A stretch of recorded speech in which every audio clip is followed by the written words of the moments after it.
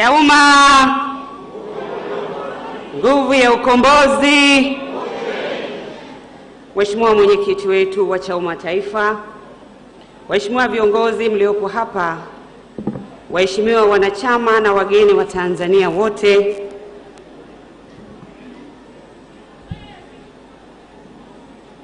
napenda kuchukua fursa hii kumshukuru sana Mwenyezi Mungu mwingi wa rehema kwa kutulinda, kutusafirisha na kutufikisha siku hii muhimu yenye historia katika maisha yangu ya siasa katika taifa hili.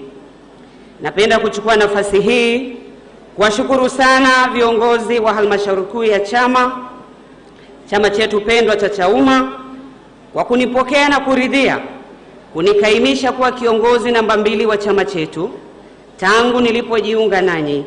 Asanteni sana, na ninamuomba Mwenyezi Mungu anijalie hekima, utulivu, heshima na unyenyekevu wakati wote ambao nitakuwa nikitimiza majukumu yangu wakati wote.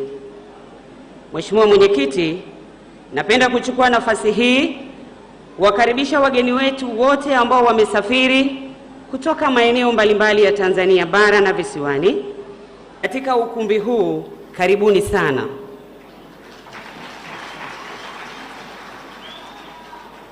Mheshimiwa Mwenyekiti, kwa wingi wa watu hawa ni ishara tosha ya kuonyesha shukrani ya upendo wetu na uwajibikaji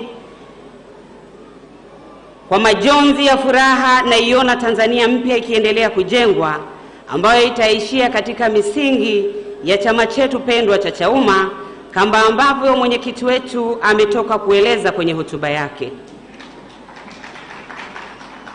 Mheshimiwa Mwenyekiti, wakati nilipokutana na misukosuko na dhoruba kali huko nilikotoka, nilimuomba Mwenyezi Mungu anijalie hekima ili niweze kufanya maamuzi sahihi na ni wapi naweza kupata utulivu wa nafsi.